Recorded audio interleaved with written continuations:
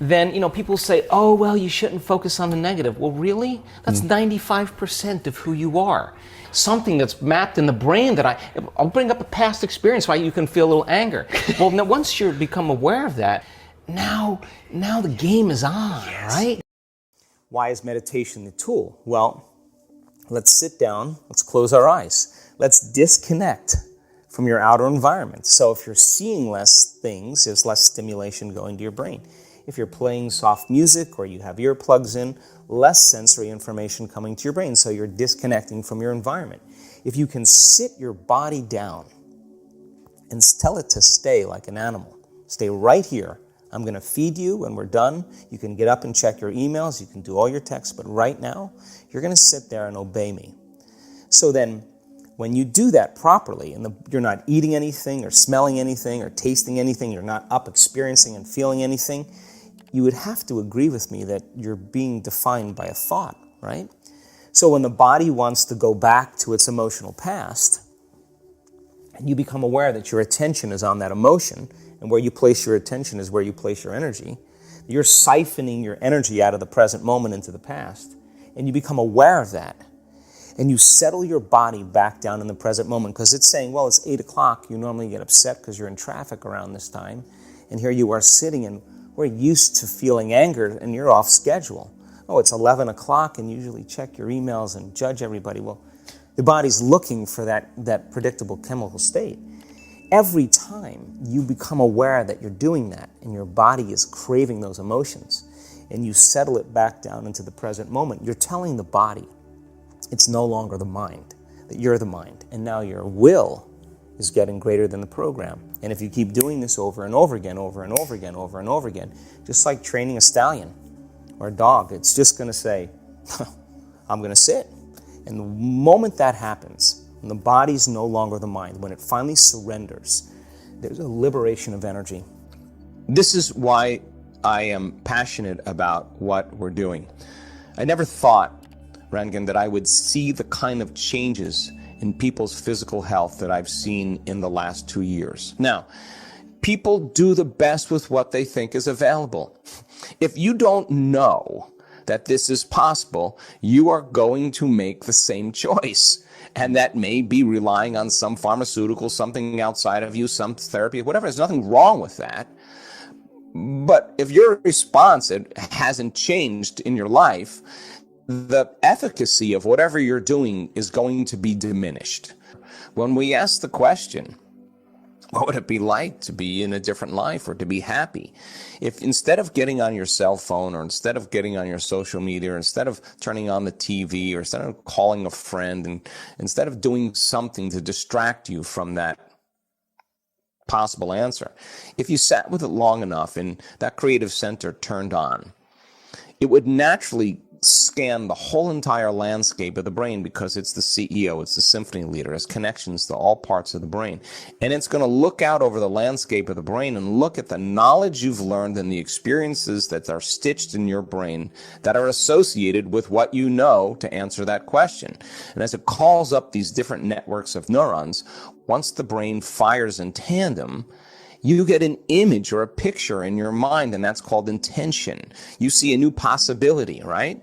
So then, If the brain can change, then the mind doesn't change the brain. Mind is the brain in action. It's consciousness that changes it. So when people begin to disengage and get beyond themselves, you are at your absolute best when you get beyond yourself. The formula then is that it requires a clear intention, which is a coherent brain. And when you're living stressed out and something goes wrong and you're threatened or you can't predict an outcome or you have the perception that something's getting worse or you can't control it, you switch on that fight or flight nervous system that we talked about. Now here's what happens. When that occurs, you start shifting your attention from one person to one problem, to one thing, to another person, to another place, because your brain is trying to predict the next moment. Well, every one of those people and things and places has this neurological network in your brain. So as you shift your attention from one to the next, it's like a lightning storm in the clouds. Your brain starts firing very incoherently. And when your brain is incoherent, you're incoherent. And when you're living by the hormones of stress, not a time to create. No. Not a time to open your heart. Not a time to learn. Not a time to trust. And it's a time to run, fight, or hide. So people spend 70% of their time of their life living in this state. It's a formula. Just like you doing sports, it just becomes a formula. Sure. And then you change the formula and you add to it, right? So when you no longer are identifying with your body, your environment, and time, that's the moment you're pure consciousness. Now, You're just an idea. you're an awareness. Awareness. Awareness that has nothing to do with local space and time. And now, if you're You no can go longer... beyond You can anything. you can go beyond, and that's when the brain, because the brain doesn't change the brain. It takes a long time. I've done 8,500 brain scans. I can tell you when a person's about ready to change. I can tell you why people Really? don't change. I can tell you what it takes to change. It takes a long time for the personality to change the personality, for the ego to change the ego. The programs to change the programs takes forever. Matter takes a long time to change matter. But when you're in this moment, you're no longer playing by those rules. Consciousness is the phenomenon above matter. In fact, consciousness is beginning to activate or manipulate circuits in the brain. People just think the brain is creating consciousness. No, consciousness is executing the brain, right? So then, our research shows that the moment you take your attention off your body and you go from somebody to nobody, you take your attention off the people in your life and go from who you identify with, from someone to no one. And so many people spend their whole life building an identity of being someone. So now you have evidence and testimony, and evidence is the loudest voice.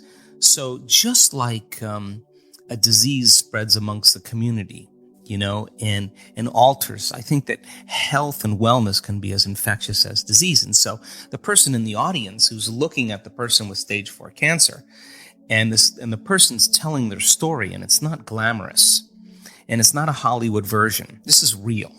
They lost everything. They went bankrupt. They lost their friends. They lost certain things in their life, but they were persistent. And that person is the example of truth, and it's undeniable. Or the person who had a stroke and is blind. The doctor said your vision's going to get worse, and she has a transcendental moment, and she can see again. Like, that doesn't happen a year later after you've had a stroke. And then, people having all of these transcendental changes that are going on. I think now that what's happening is I'm more surprised at this point than anybody, because I never thought how far this could go.